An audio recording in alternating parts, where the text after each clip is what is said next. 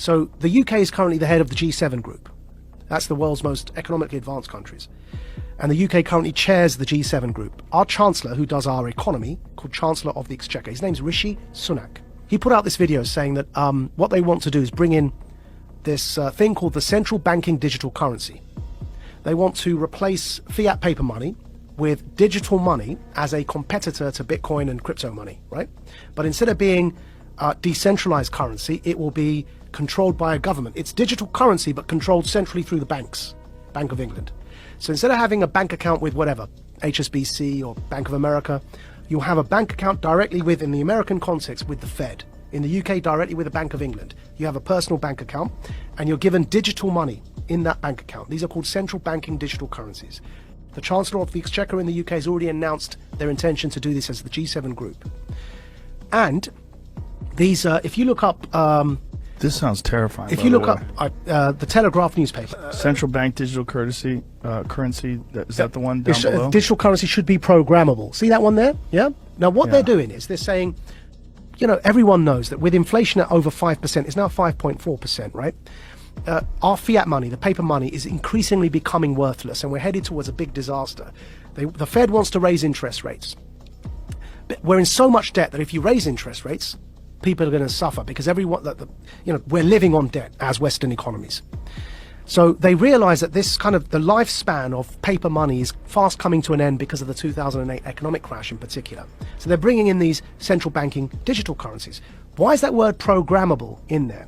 So what they said in that article, and the Chancellor put a video out saying this as well, they've said that this money that you will earn from work, instead of having paper money, you have this digital money. It's programmable so that you can't buy certain foods, or if you do something that your employer doesn't like, it's all in that article. You won't be able to spend your money.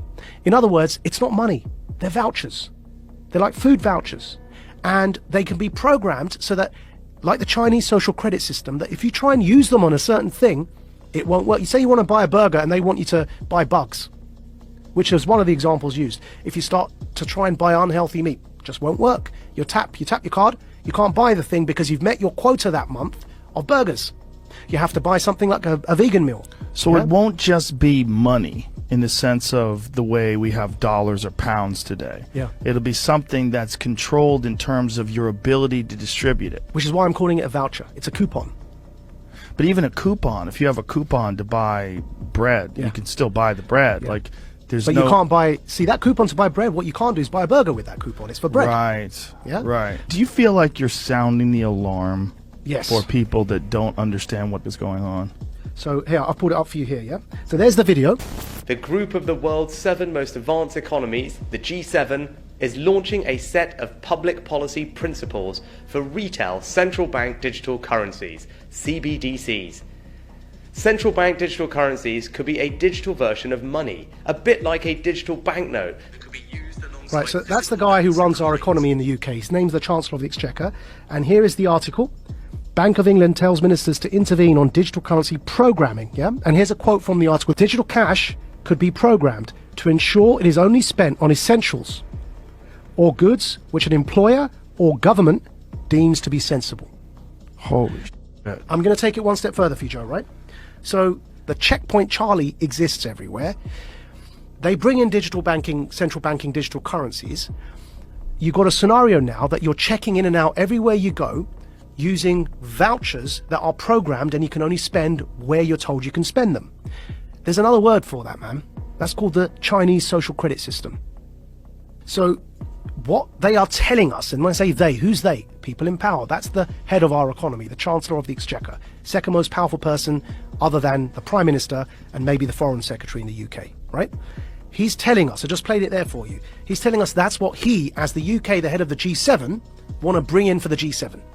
And if I'm speaking to you the way I'm speaking now, and my employer or government, you heard that in the quote directly, yeah, deems me as saying or doing something inappropriate, suddenly I can't actually pay to come here and speak to you anymore. My digital currency won't even pay for the ticket because it will be known that I'm coming to speak to you. Sorry, your vouchers don't allow you to purchase that ticket to go and speak to Joe. And this is where we get into the kind of censorship that we see in social media that is not... You can't have that kind of censorship with the First Amendment in normal discourse. But you can have that kind of censorship if you've developed a digital platform that distributes information, but it's a private company. Yeah. So think about what money is, where you can spend it on whatever you want, versus this digital currency, which is essentially controlled in a sense. Yeah. Like you have free speech on Twitter, but you really don't. Yeah. Because if you go too far or you talk about something that they don't find appropriate, they'll just ban your account. That could be what we're looking at in terms of what we think of as free speech being social media platforms, could be what we think of as your free range ability to buy whatever you want with whatever money that you've earned. So what's going on here, right? What's going on here is, with this central banking digital currency, if you get to that situation where you end up with the Chinese social credit system in the West, why would anyone want to do that, right? I believe we're in a moment of the Gutenberg press. Go back to when the printing press was invented. Technology disrupts power structures. It always has. Printing and its invention was a new technology. What happened when they invented the printing press? The power structures, who up until that point were reading the Bible for you and were telling you that you've got to pay this priest X amount of favors and he'll forgive you your sins. And that became a bribery system, right? Which is what Martin Luther was so upset about when he pinned his thesis to the wall. The printing press disrupted that power dynamic because people could read the Bible for themselves. And they began realizing that the power structures were manipulating what was written to control people. Now, nobody in hindsight is going to argue that printing and its invention is a bad thing for humanity. But at the time, it led to war. It led to the 30 Years' War in Europe. Because it disrupted power so much that people began rising up, and it led to this 30-year period of war, which eventually led to the Reformation, and the rest is history, right? What's today's Gutenberg press? The internet.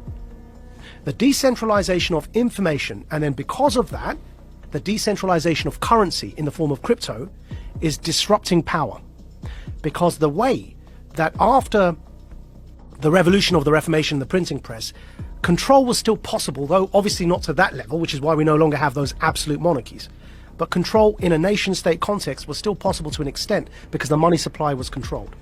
Now what's happening is that the invention of the internet, with the decentralization of information, and in particular here the decentralization of currency in the form of cryptocurrencies, is disrupting those power hierarchies, and it's leading to this conflict now. And we're in a moment when the printing press was invented, the powers that be needed to try and hold on to that power as the 30 Years' War kicked off. They eventually lost it, but to hold on to it they became very brutal because they were losing their grip on power. Today, to have the infrastructure in place that you can have a checkpoint Charlie society, so that when the central banking digital currencies are in place, that infrastructure is already there because people were so scared they voluntarily allowed you to put that in place, so that you can maintain your grip on power. Because what's coming around the corner is the decentralization of everything, of media, therefore of narrative, and of course remember, whoever defines the truth gets to define reality.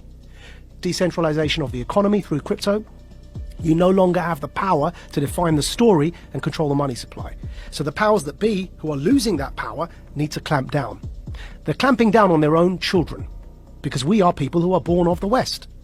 So it's an internal civil war in a hybrid war context over truth and over information. Centralization versus decentralization. It's no longer about left or right. It's about up versus down. It's about power versus those who don't have power. Do you think if there was no cryptocurrency, if there was no Bitcoin or any of the other crypto coins, that they would attempt to do some sort of digital currency? Do you think that this is a response to the understanding that that decentralized digital currency is eventually going to take over, or has gained far more momentum than they ever anticipated? I think so. And also decentralized media, because you can't control the narrative. Right. Now, we will get out of this because ultimately it's a numbers game. And ultimately, in times like this, you end up fighting against your own sons, right? It's those in power fighting their own people. And eventually, the people, by sheer numbers, end up becoming the people in power, right? So in the long run, we may well end up in a decentralized world, which will be much better. But as I say, that to get there, we have to get through this period of those in power attempting to hold on to that power.